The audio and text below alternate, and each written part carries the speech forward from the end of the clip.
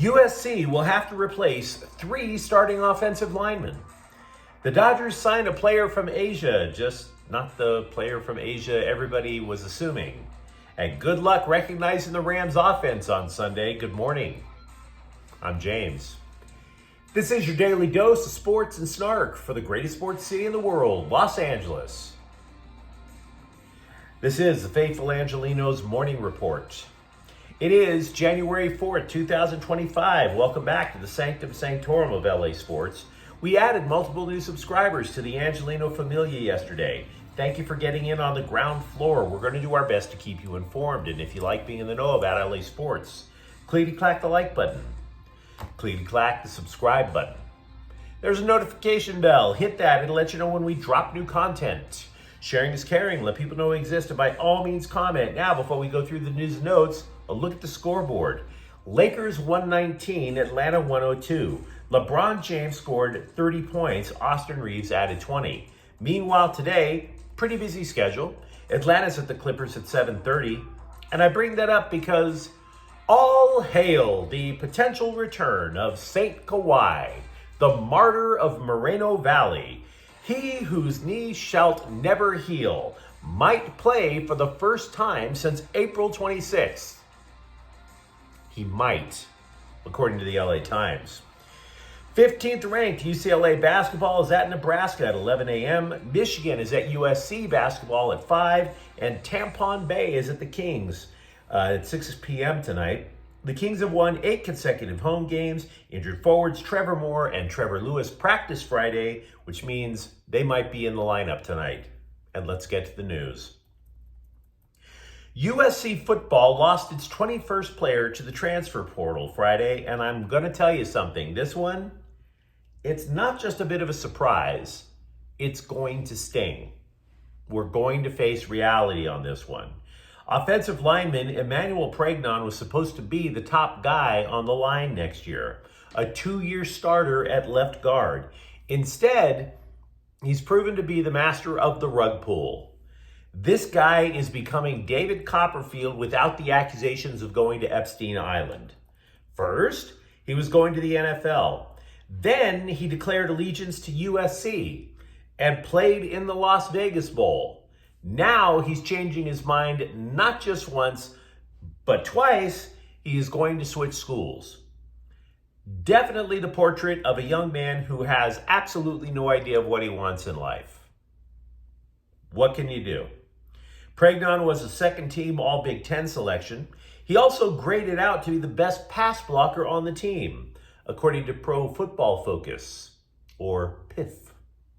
In my opinion, he's maybe the second most important person to leave the program over the last couple of months. He's also the second starter to leave the O-line via the transfer portal. The other was Mason Murphy. The third, he's heading to the NFL. So, in the grand scheme of things, guys, replacing 3 starting offensive linemen, including your best one who would have been coming back, that's a thing. That is a thing. The Trojans are going to be adding 4 offensive linemen in the recruiting class, right? They've also have 4 offensive linemen who are either sophomores or the incoming freshmen.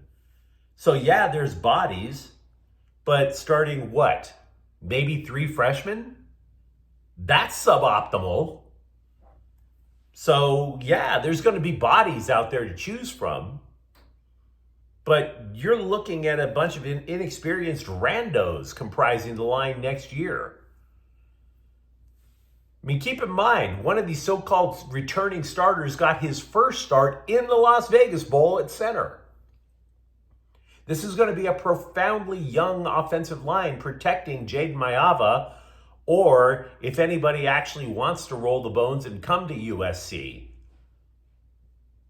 It's a thing. Hae Seong Kim has decided to come to the Dodgers from Korea. 'Twas a courtship that allegedly began when the Dodgers went to Korea last spring. I hear there's a website for middle-aged men who want to begin similar romances. Who am I to judge? Kim was mostly a middle infielder in the KBO. Now, having said that, he's currently looking more like a super sub instead of a replacement for Mookie Betts or Gavin Lux or Max Muncy.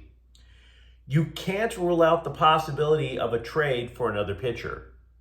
Say, for example, Gavin Lux.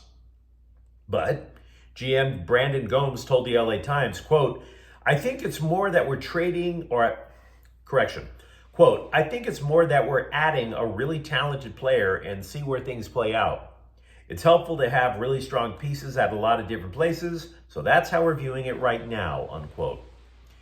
Meanwhile, to make room for Kim on the 40-man roster, room had to be made.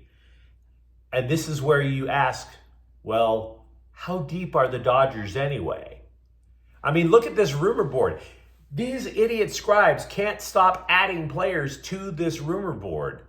You can only fit 40 people. So eventually you're going, and by the way, this wasn't the Kim everybody had rumored to be coming to the Dodgers in the first place. So somebody had to go, right? So they wind up cutting a former first-round draft pick. He's designated for assignment. Not only a guy considered the catcher of the future, but The Athletic labeled Diego Cartaya the 6th best prospect in the entire game just 2 years ago. Supposed to be can't miss. And then he either hit a wall in Tulsa, Oklahoma, or maybe he hit a pile of manure. Maybe he just ran into a cow and realized he couldn't tip it over on himself by himself. You don't know. I mean, I saw Cartaya play in Tulsa a couple of years ago because he's been in Double-A for almost 2 years. He hit 189 last year, struck out 29% of the time, very much un-Dodger-like. Moreover, if there's one thing we know about the Dodgers, they're deep at catching. They added another prospect in Dalton Rushing, then they extended Will Smith, and then are like, well, hell, where the hell are we going to play Rushing? So they moved Rushing to the outfield, hoping there might be a break there for the guy. Now, scribes are calling this move shocking, but this is what happens. All these chess pieces all over the board. The only reason that it could be shocking, if you really think about it, it's because everybody venerates the Dodgers minor league system. This is, in essence, admitting that they bonked on a first rounder. It happens to the best of franchises. It just does. Also, a big piece to the Dodgers postseason roster is apparently on his way out the door as well. The guy who started Game 5 of the World Series, Jack Flaherty. We hardly knew ye. It shouldn't really come as that big of a surprise. He was hit and miss the longer he stayed in LA after the Dodgers had acquired him from St. Louis. Or was it St. Louis? May have been Detroit. Again, that's how many pieces you got flying around the chessboard. Now, you can probably guess where Flaherty is looking to end up. The Giants are in the mix. The Giants are basically looking for as many table scraps from the Dodgers as possible. Baltimore, Toronto, Detroit, and the Cubs are also in the mix, according to MLB.com. And with all that said, there are still Dodger rumors about dozens of players. Look at this board. The scribes are still hyping these guys. And I suppose I can imagine why there's so many rumors to additions. The Dodgers are atop pretty much everybody's preseason power rankings, and they have a legitimate shot at being the first repeat champ in decades. But the vast majority of these rumors, absolute trash. The idea that the Dodgers are going to go for back-to-back billion-dollar off seasons, completely effing ridiculous. This was an off season to watch everybody else panic buy, not the Dodgers. This was the off season to watch the Mets overpay for Juan Soto, for the Giants to overpay for Willie Adames, for the Padres to just piddle in their already yellow pants. That's what this offseason has been about. As for the Dodgers, meanwhile, the roster is better than the one they had last year. and they didn't have to rock the entire baseball world in order to do it.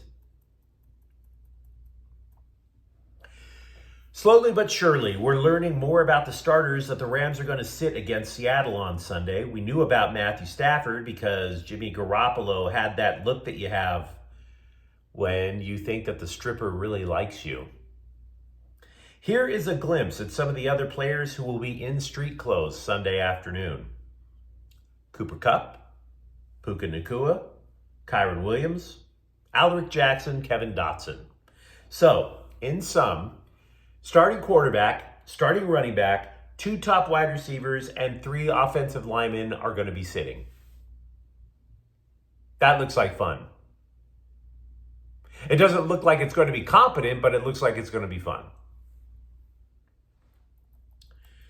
The Clippers claimed that a former strength and conditioning coach asked for millions of dollars from the team before filing his wrongful termination lawsuit in October and making tampering claims against Kawhi Leonard, according to a court filing. Randy Shelton was fired by the team last year. Shelton joined the Clippers' performance team after he served a similar role at San Diego State, where the Holy One, Saint Kawhi of Moreno Valley, went to school. Shelton asserts that he was part of a campaign to lure Saint Kawhi the Martyr. The Clippers instead want this case to go to arbitration. That's all a bunch of legalese, and frankly, who among us enjoys talking legalese on a Saturday? But you let me know what you think in the comments thread. Talk to me, for example, about the state of USC's offensive line because, let's be honest, it's a little unsettling. For that matter, are you comfortable with the Dodgers roster right now, or are you still wanting them to be making million-dollar moves? If you enjoyed the content, don't forget to subscribe to Faithful Angelenos. We talk LA sports every single day here. Thank you for watching. I'm James. We'll be back tomorrow. Faithful Angelenos is a Kian Corte El Queso production. Take care.